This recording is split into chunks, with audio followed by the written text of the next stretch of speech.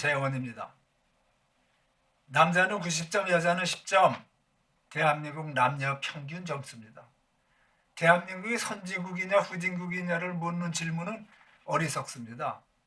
왜냐하면 아무리 들여다봐도 대한민국은 후진국이니까요. 후진국이 뭡니까? 후진 나라가 후진국이거든요. 후진국이라는 증거 얼마든지 있습니다. 첫째, 정부가 출연한 기관에서조차 여성 연령은 10%도 안 됩니다. 작년 9월 김상희 국회 부의장이 발표한 걸 보면 기가 막힙니다. 정부가 출연한 연구기관의 남녀 연구원 비율은 90대 10이라는 사실을 발표했습니다.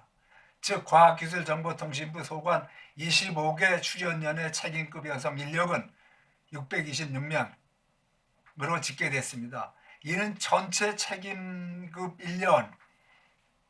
인력의 9.2%, 남성 책임급 인력의 10.2% 불과한 수치입니다. 김상희 부의장은 정부가 출연한 연구기관에서조차 여성에겐 유리천정이 존재한다는 한심한 현실을 언급했습니다. 남녀 불평등 공화국 대한민국의 부끄러운 숫자 중 하나입니다. 두 번째, 작년 전체 국가공무원 68만 1049명 중에 34만 5,773명이 여성입니다. 하지만 공무원 가운데 관리자급인 상급 이상 현황과 중앙부처 여성관리자 임용목표 비율이 8.2%입니다. 10%도 안 되는 숫자입니다. 한국 사회가 아직도 여성들에게 평등한 기회를 부여하고 있지 않다는 증거입니다. 또 헌법재판소의 상급 이상 공무원은 13명인데 여성은요 단 1명밖에 안 됩니다. 한 명도 없었으면 섭섭할 텐데 한 명이 어디야? 우리가 7.7%다 이렇게 외쳐야 되나요? 그런데 헌법재판소 전체 공무원 중 여성은 153명, 47.8%입니다.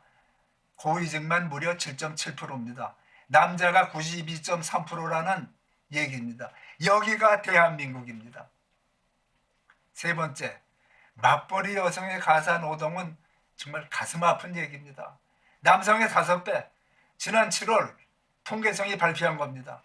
맞벌이 부부 여성이 하루 가사노동 시간을 보고 있으면 정말 한심해서 말이 안 나옵니다. 맞벌이 부부 여성의 가사노동 시간은 하루 4시간 30분 정도, 직장에서 약 8시간 근무하고 귀가 후에 가상노동 시간까지 합쳐서 12시간 30분을 일하고 있습니다. 법정 근로시간이 8시간에 비해 거의 1.5배에 달하는 노동에 시달리고 있는 것이 대한민국의 워킹우먼입니다. 그야말로 중노동입니다. 그에 비해 맞벌이 남편의 가상노동 시간은 하루 48분 정도, 여성에 비해 5분의 1밖에 안 되는 가사노동을 하고 있습니다. 이런 사실을 놓고도 우리는 극단적인 남녀 불평등이라고 말하지 않을 수 없는 현실을 진짜 슬퍼하게 됩니다. 네 번째, 왜 한국은 살기 좋은 나라 17위에 머물렀나? 미국의 비영리단체 사회발전조사기구가 발표한 2020년 살기 좋은 나라 순위에서 세계에서 가장 살기 좋은 나라는 노르웨이. 한국은 이 조사에서 17위에 랭크되어 있습니다. 왜 노르웨이는 1위이고 한국은 겨우 17위밖에 안 되나? 정말 안타까운 얘기입니다. 노르웨이와 한국의 차이는 어디에 있는가? 저는 몇 차례 자문자답도 했습니다. 결론부터 말하자면 노르웨이는 남녀평등국의 선진국이고 한국은 남녀평등의 후진국이어서 그렇습니다. 후진나라가 후진국입니다. 노르웨이를 살기 좋은 나라 1위인 이유를 한번 봅시다. 노르웨이는 뭐가 그렇게 좋아서 세계에서 살기 좋은 나라 1위에 올라갔을까요? 가장 두드러진 차이는 노르웨이의 여성임원 할당제 덕분입니다. 여성임원 할당제는 2003년 노르웨이 국회에서 통과된 선진국다운 법률입니다. 정부 관련 기업과 일반 기업은 여성 임원 할당제가 국회를 통과한 5년 후인 2008년 말까지 여성 임원 할당제를 실시하라 이겁니다. 실시하지 않으면 어떻게 되느냐? 상장을 폐지한다는 극약 처분을 했습니다. 여성 임원 할당제는 글자 그대로 기업의 여성 임원을 40% 이상 늘리라는 것입니다. 노르웨이는 왜 이런 법률을 만들었을까요? 여성들의 사회적 지위를 높이기 위한 것입니다. 여성들의 임신 거부, 출산 거부, 육아 거부 현상은 21세기 이후 더욱 심화되고 있습니다. 여성들의 임신, 출산, 육아를 거부하는 가장 큰 이유가 뭘까요? 임신, 출산, 육아로 내 인생을 손해보기 싫다. 바로 이겁니다. 즉, 결혼, 임신, 출산, 육아는 여성이 자신을 희생시키지 않고는 불가능하다는 것을 결론 내린 겁니다. 그리고 그걸 행동한 저출산의 가장 큰 원인이고 여성의 인생을 손해보게 한다는 것이 임신, 출산, 육아입니다. 따라서 노르웨이의 여성 임원 할당제는 여성의 손해보는 인상을 국가가 보상해 주겠다는 약속인 겁니다. 노르웨이의 여성 임원 할당제는 법정 시한인 2008년에 놀라지 마세요. 100% 성취됐습니다.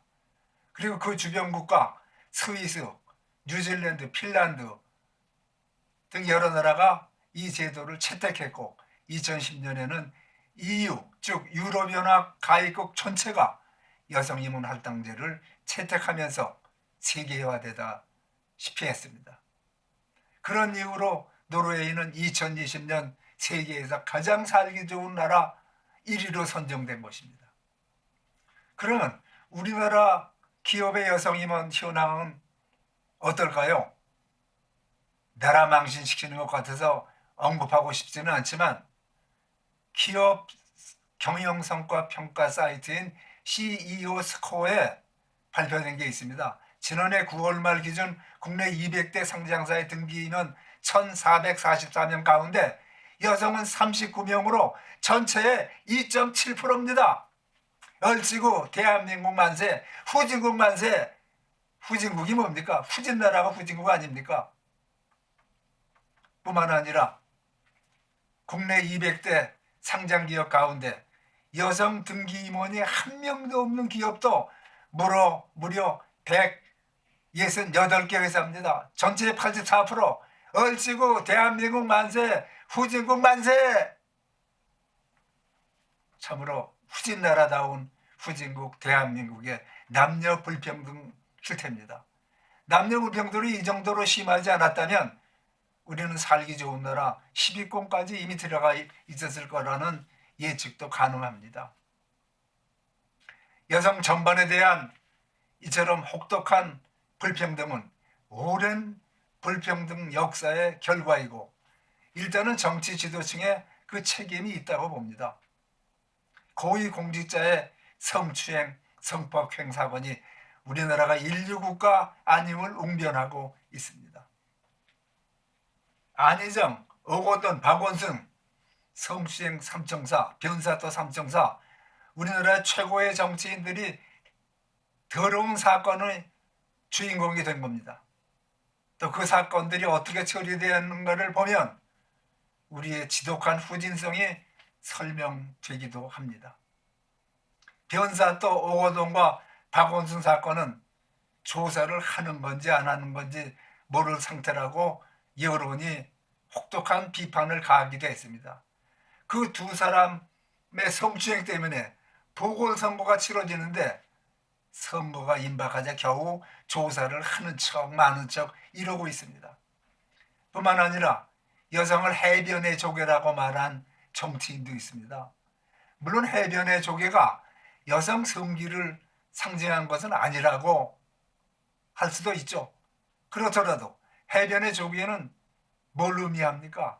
해변의 조개, 흔해 빠진 거, 값어치 없는 거, 집어 던져도 되는 거, 아무렇게 해도 되는 거, 이런 사고에서 나온 발언이라고 생각할 때 이 나라는 창피한 후진국 취급을 받아 마땅한 나라가 되고 있는 것입니다. 이상 언급한 네 가지 여성 문제는 우리가 심각하게 생각해야 되고 급하게 개선해야 되고 해결해야 될 중대한 문제입니다. 여성의 인권 신장 없이 민주주의는 무슨 얼어 죽을 민주주의입니까? 남녀 평등의 완성 없이는 민주주의는 절대로 불가능합니다.